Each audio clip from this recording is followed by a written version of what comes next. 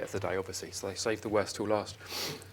So, yeah, I think I won't rehash what everyone has gone through, so it's more a question of trying to link some of the talks from today to other parts of the specification, think a little bit more about how we can sort of draw on some of the ideas here to feed into things like language investigations, but also think about the things that might be most relevant to particular papers and kinds of question as well.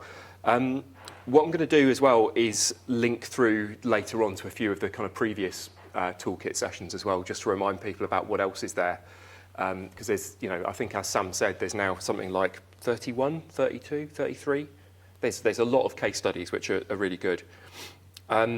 Yeah, and I thought one of the things that struck me as I was looking through the material last week, particularly the focus on spoken English, was something that I thought was particularly kind of relevant. I think if you're new to teaching A-level, you might be thinking about ways to start the course, or you might just be thinking, if you've been teaching it for a long time, you might be thinking of new ways to open up the course to students. And I think, one of the things you can do without sort of overwhelming them and you at the same time is to think about how speech could come into play a bit more with this. And I think there's so many of the talks today introduce really interesting dimensions about speech.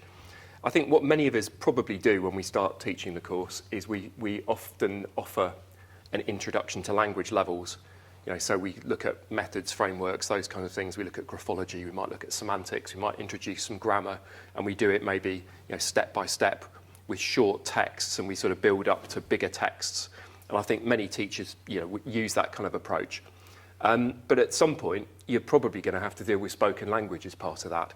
And I think, partly that's important because there's various aspects of the course you'll need to talk about spoken language. So when you get to deal with things like accent, for example, it's obviously a very important part of that. You may well have students doing language investigations on spoken English. Many of them choose to do that.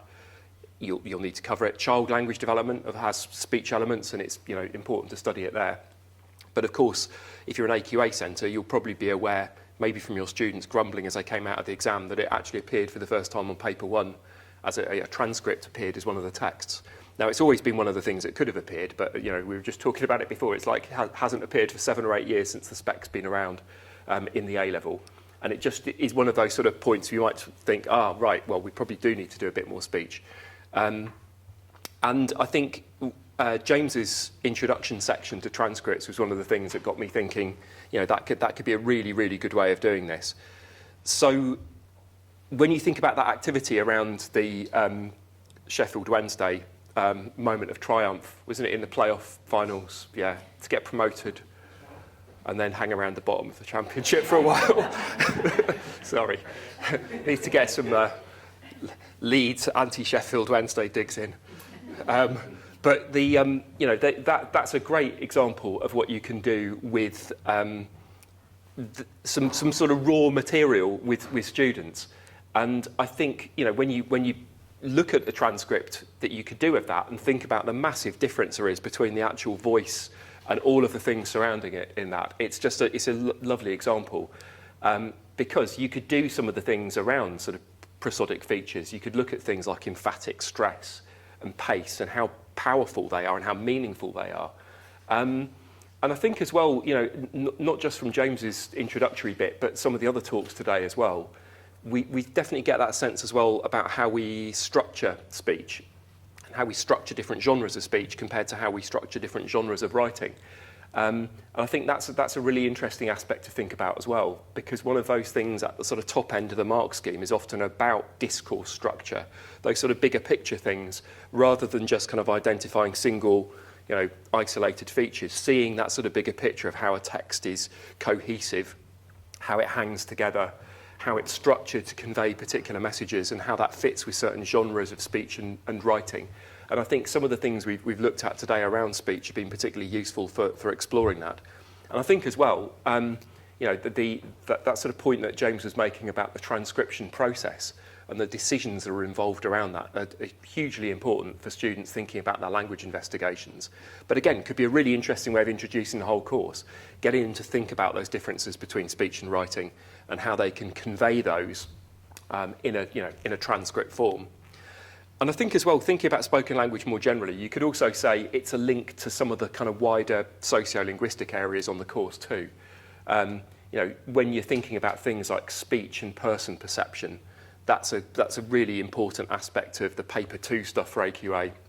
Language discourses, the kind of attitudes that feed into things around, accent, dialect, sociolect, occupational English and things like that. So it can be, speech can open up those areas. And as well, as several people have pointed out today, particularly around what James was talking about, it shows us how hugely important this stuff is. It's questions of kind of real world power and fairness come down to language. And I think that's one of the things that can often hook students on the course. And I think a couple of people have mentioned it sort of in passing today, showing them a practical application of some of this. We're all English teachers or linguists. And, we were probably the ones at school who loved doing all of this anyway. So we didn't need to be convinced in most cases. But lots of our students are not like us and may need to be shown a more practical application of it, particularly when they're forking out £9,000 a year for a university education. Showing them there might be some sort of career path for it, but also the kind of breadth that's open to them with language study can be a really interesting thing to think about and, quite convincing for many of them. But I think as well, beyond that kind of hard-nosed pragmatism, it might also be the sort of wider social justice issues which many students feel motivated by. They might think about, the whole criminal justice system and the way in which people can be treated in situations where there's a power differential. And I think those kind of things are really, really interesting to explore as part of that. So spoken language, I think, is not something I've often used right at the start of the course. I've often sort of built my way up to it, looking at written language first, moving into sort of online language and then into the spoken mode. But I think today's given me a few more ideas about how I might build in a bit more speech early on.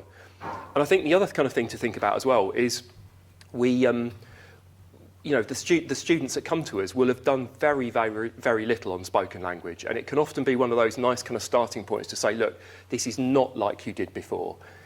I mean, I could probably go on for hours and hours about how terrible the GCSE in English language is and how it shouldn't be called English language because it should be, done under the Trade Descriptions Act. But actually, what you've got is a course that deals with English but barely looks at spoken language.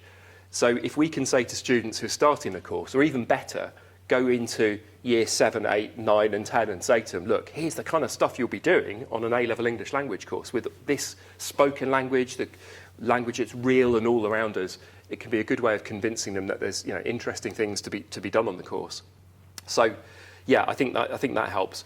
And it would be great if we could take some of this back into Key Stage 3 as well. I'm sure many of you teaching in secondaries and teaching Key Stage 3 and 4 will be bringing some of your English language A-level knowledge back to students, particularly in Key Stage 3, around things like this.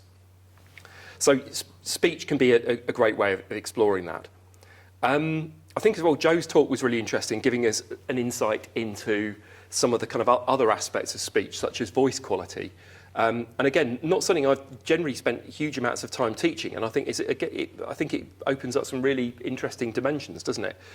When we're thinking about things like phonology, we could give students a real kind of sense of the scope of the A-level by thinking about how voice quality can index things like gender, language and identity more broadly. And I think that was one sort of aspect that got me thinking about that. And then just sort of finally as well, and yeah, I was trying to entertain myself with terrible puns. Likewise, I was thinking of like be likewise. So yeah, thank you for that. Eitan's talk earlier on was interesting, sort of identifying some of the sort of salient features of spoken discourse that can be used to sort of kickstart some of the sort of wider discussions about how speech is judged. And we'll come back to that sort of salience of the be like quotative in a bit. But then Sam's talk at the start as well focused on the Queen's prosody over time, and I thought that's a nice one because there's a fairly kind of universally recognised figure. Students will they'll all know who she was. There will be, as Sam was saying, lots of data available. It will raise some of those sort of broader issues as well around the ways in which language reflects or sort of constructs our age, social change that's gone on, and that sort of idea that she was kind of a few steps behind it, but was following kind of social change in language use. But also that performance of identity, that performance of queeniness, which she, clearly did so very well. And you've got that kind of sense there, I think, about the power of language to sort of project identity, and how she kind of recognisably herself, even though her language is changing over time in various ways. So I think, it's always really helpful to be able to link what we're studying to the real world, and all four of the presentations were really good at, doing that. And we'll sort of circle back to specific studies as well, with this as we go on. But I think what it also allows us to do as we teach the course is to kind of introduce some of these ideas early on and say, look, here's the kind of scope of it. And then we can go back to those in more detail later when students have a bit more knowledge about some of these things and say, okay, let's use this as a case study. Let's have a look at how this works with existing research that we might do, from more sort of, our textbook lists of theorists and researchers. Yeah, so just talking a bit more about today's case studies and how we might use them. I mean, this is almost a completely pointless grid because every bit is ticked. So, that shows the fine-tuning that's gone on with these presentations. And I mean, as I said, the speech side of things is really the AQA paper 1 thing that I think is really relevant there. So, Sam talking about prosodic performance, speech, great stuff for that. Eitan talking about be-like quotatives. I mean, I think probably my feeling there is that's probably more useful for paper 2, but there's definitely some material there you can use for paper 1 about how we convey other people's speech through speech. Joe's talk about voice quality, pitch and gender, again, great stuff there about, speech again, and we talked about James's one too. But all of them directly relevant to paper 2, particularly around language diversity, language variation. If you're not AQA, language and identity, those sort of areas around speech and variation, those kind of concepts. And then I think the investigation, all of these are really, really good for that. And we'll talk about those in a bit more detail in a minute. So Sam's one, so first link, paper 1, spoken language, but also a bit of change and diversity. I think what's really interesting with this one, and this again, thinking about sort of AQA questions, nice overlap between change and diversity. I know linguists don't really kind of separate them in this way. It's only the exam boards that kind of do this. But you've got your change part, you've got your diversity part with AQA. Increasingly, you can see that those questions have an overlap. So the June 2019 question was, evaluate the idea that language variation has decreased over time. And there's a lovely example with Sam's case study here, how you could maybe kind of use that straight away. You could argue that the Queen's own language has varied over time and the sort of different factors that might have influenced that. But that also ties into many other ideas too. So I was just kind of thinking with this second paragraph here, maybe it's worth exploring with students to sort of look at the different influences on those kinds of speeches. Sam mentioned the 1992 Annus Horribilis one and how that had a very specific context. But the other ones, particularly the Christmas messages, thinking about the sort of performed, scripted kind of nature of it, the performance of that kind of queen identity that she's, doing there, which is kind of sort of playing into expectations of what the public might want from her, but also, longer history of sort of tradition and, performing that kind of regal identity in a broader sense. Competing sort of influences of age as well, and that sort of changing social backdrop. So she's changing because she's getting older, but also she's sort of following the way in which society is changing in certain ways too. There's an interesting sort of dimension to that, I think. And it's also really, really important. This goes back particularly to the idea of kind of how students talk about meaning, is that it's great for showing how we can create meaning through prosody. Not just in terms of the social meanings that we might be more familiar with on paper 2, about sort of signalling a particular kind of identity, but actually, literally how you use prosody to structure speech and organise ideas and sequence ideas, and to show where you want emphasis to kind of fall and how you might be, conveying that through some of the, those sort of phonological features, which you know, a lot of the time we might focus on, you know, vowels and consonants and maybe a bit of emphatic stress, but I think what Sam's study really did well was to show that how those kind of structural devices are so important. And I think, again, that strikes me as one of the things, particularly for really able students, that kind of very top level structural discourse side of things, which we often forget about with speech. That's a really nice way of looking at it. Patterns of language that are being used, and the kind of, construction of meaning through prosody. Then looking at Eitan's study, you know, again, another one that's really interesting for showing the overlap between change and diversity. You know, so here is an example of how maybe a kind of relatively new discourse pragmatic feature like the be-like quotative has embedded itself. Perhaps it's shifted in function a little bit over time. You know, that's the sort of over time study part of it I thought was quite interesting. It would be interesting again to see, you know, in another 10 years, you know, if it's as prevalent. I wonder if that's one of the ones that might kind of do that sort of thing of kind of reaching a peak and then gradually tailing off as another kind of quotative comes into play. And we've already seen that with MLE, and certainly the stuff that, you know, Sam Devyani and others are doing on the Generations of London English project is going to track some of those things, isn't it? With, you know, I think, is it the kind of this is me quotative, which seems to be a kind of quite sort of new feature of MLE, you know, so this is me, oh, did you see her? This is her, you know, yeah, I saw her, rather than, and I was like, you know, so that sort of different style of quotative, it might be interesting to see if that's gained a bit more prominence and the be-like one has dropped off. But again, a really nice case study to use with students to get them to think about the ways in which these things go through a sort of life. Who's using them, what sort of attitudes are held towards them, that kind of age differences that Eitan was talking about.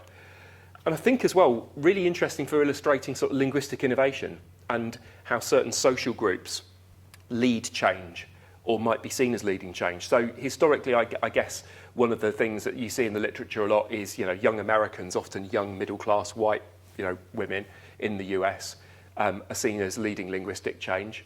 And last summer's 2023's question was evaluate the idea that language change is caused by contact between different social groups. There's a really nice kind of way in which you could bring in that be-like study to think about that idea of social groups, who's using them, and how that's kind of become part of the language and is showing and it's, you know, illustrating an aspect of language change. And it's also really, really relevant for language discourses, so language attitudes.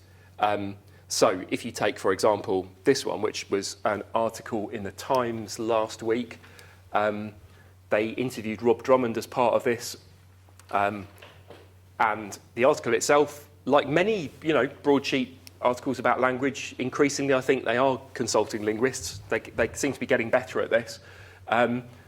Fairly interesting article, good to use with students. It's quite nice, isn't it?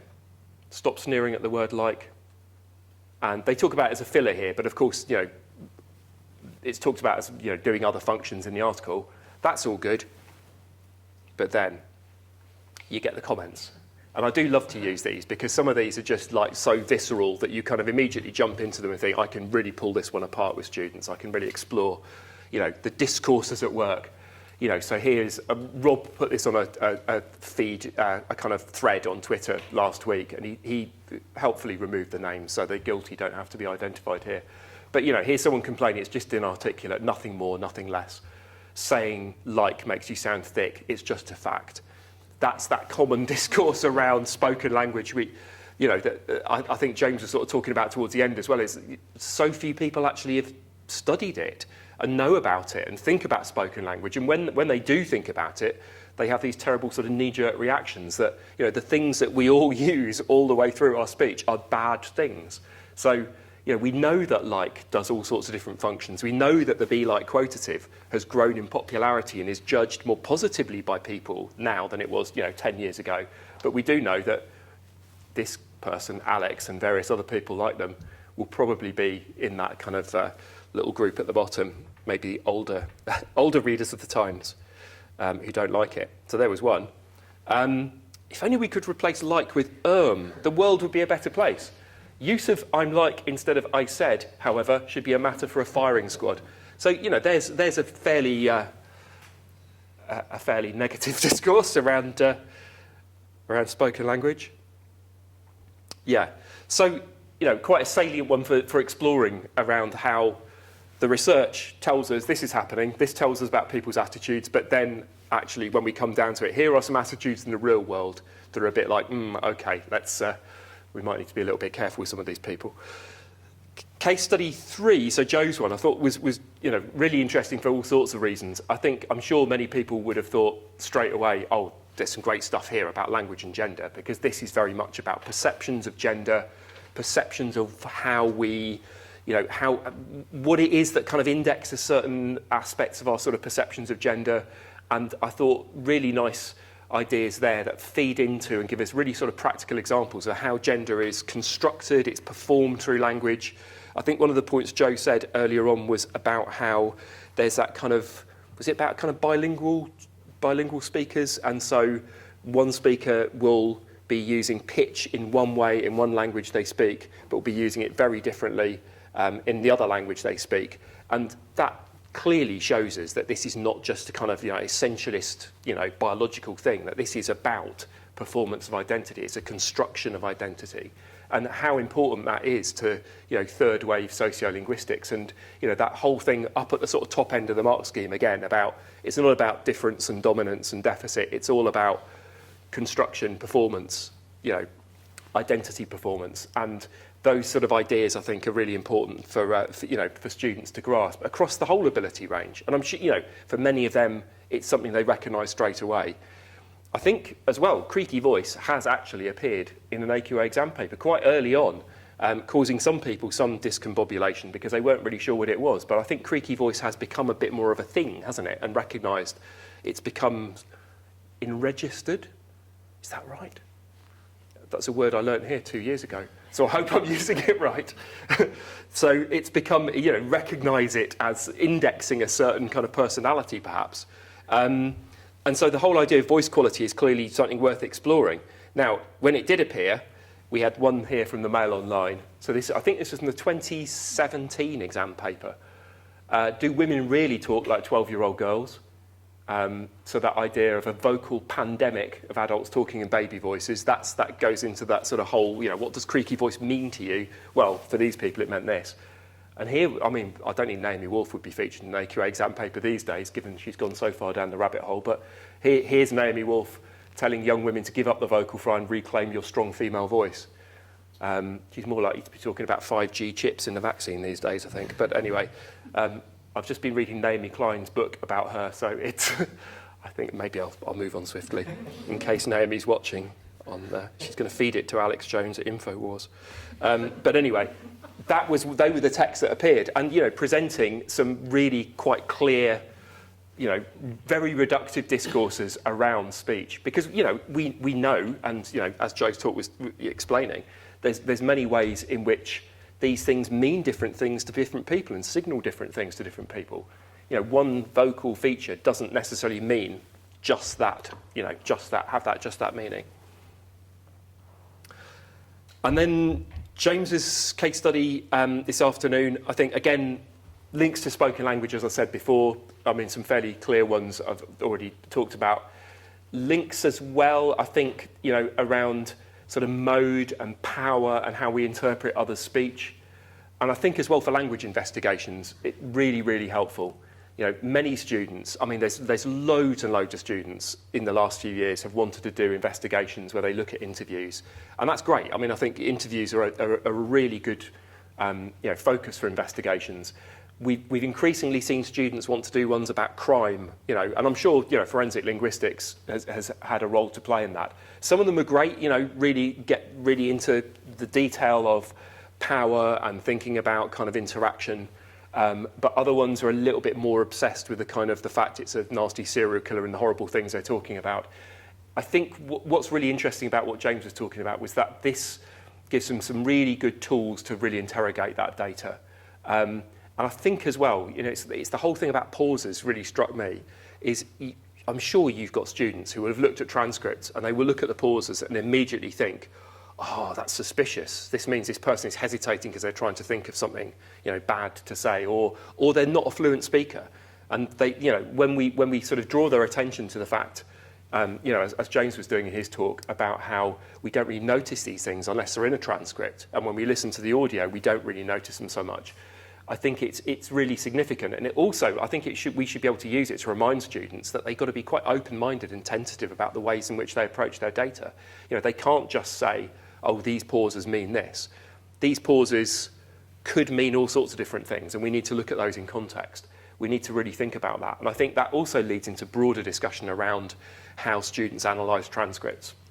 Get them to think about the different ways in which things can be interpreted. We often sit with things like tag questions. You know, so students doing stuff on gender will often say things like, oh, well, this tag question fits in with Robin Lakoff's idea that tag questions show that women are weak and insecure and seeking approval.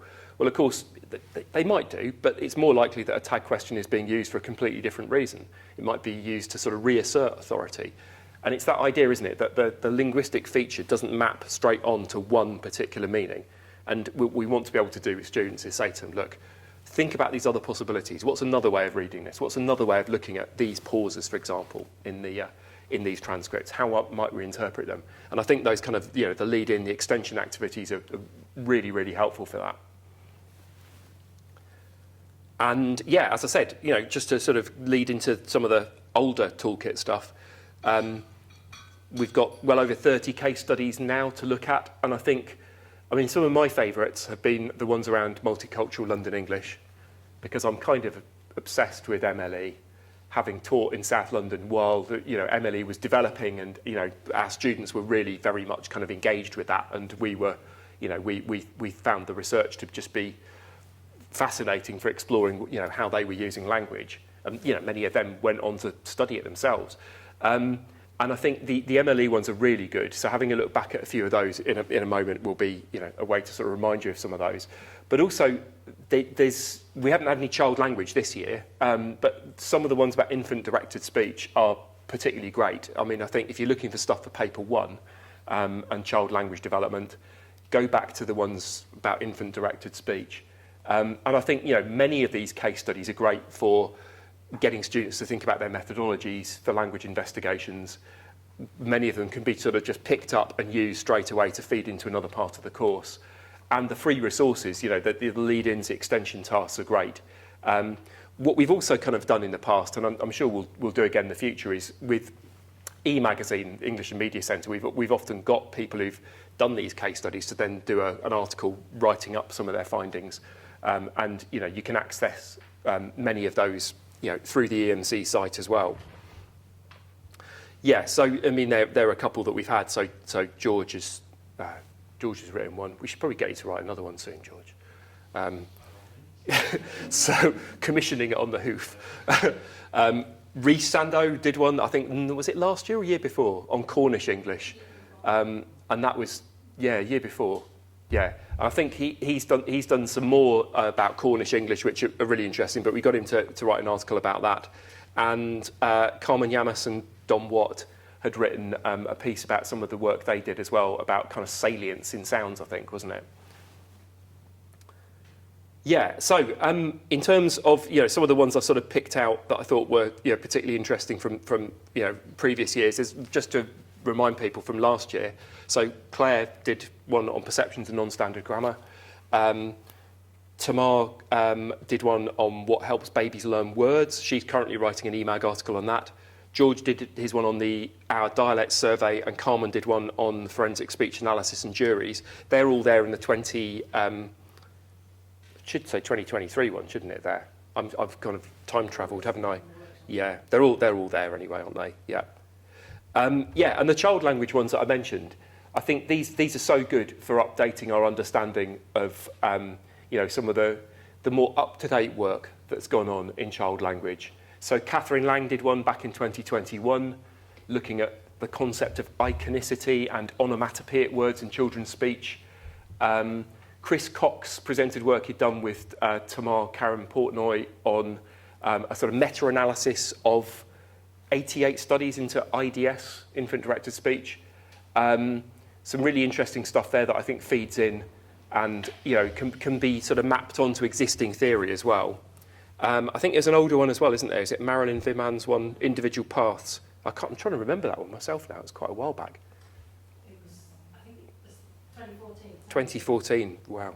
That I have memorised. And yeah, as I said, I think some of the other ones that are really interesting are around MLE, but also, ones around accent and dialect, around sort of perceptions of style.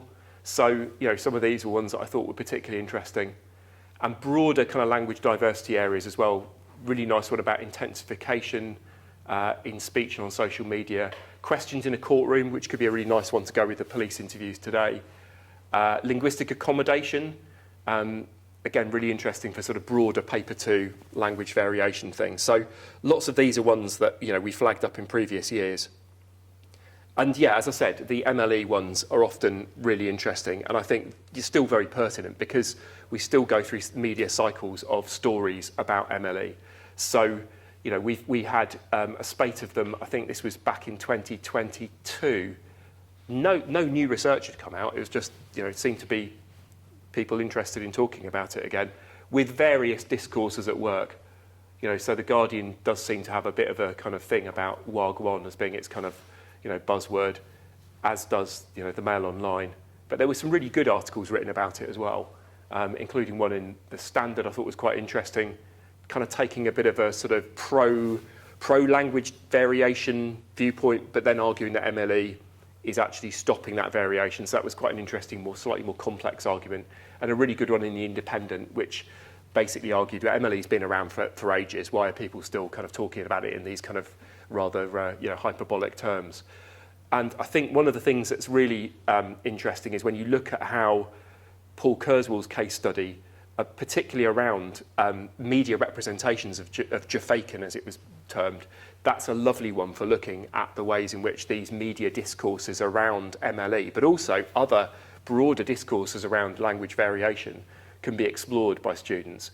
It's a really, really nice one to look at, particularly if you're starting out doing some new stuff on language discourses. Yeah, and then, I mentioned EMAG, and so how we're kind of publishing some of the articles from various people involved in the case studies in there. We've also, last year, Amanda Cole at University of Essex and I put together this free resource that's available through the EMC website. So you can download that PDF. Just go to the main English and Media Centre page. It's on the kind of carousel that goes round. Many of the people here and in previous case studies and workshops and toolkit sessions have contributed to this. And that basically gives you lots and lots of new research grouped under the sort of main areas for the course, featuring sort of write-ups of papers, activities based on them, and things. A lot of it was kind of inspired by things that we'd seen at the toolkit over the years. And of course, we also do the Lexis podcast where we've talked to linguists from here, but we've also talked to many other people, and that gives you a kind of resource that's hopefully useful for developing sort of broader teaching around many of the areas of the course. Yes, but so to conclude, thank you again for doing it, because it's absolutely masses of material. Really great stuff to use, and I think it's always been a really helpful resource, and hopefully sort of gives you a few ideas about how you might use it. I'll kind of stop my main bit there, but if anyone's got any particular questions they want to ask along the way, I can